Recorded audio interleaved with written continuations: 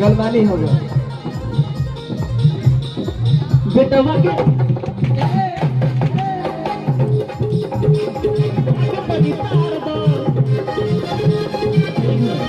अब तुम्हार बारी एक एक से आओ सभी का परिचय हो बेटवा के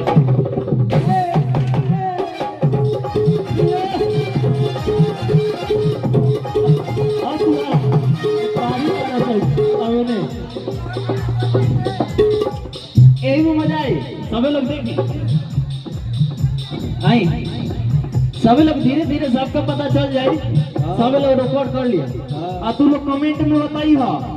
कि कौन भौजी सबसे मस्त कैली है बाड़ी तो सबे देवरा अकेले भारी पड़ गया हाँ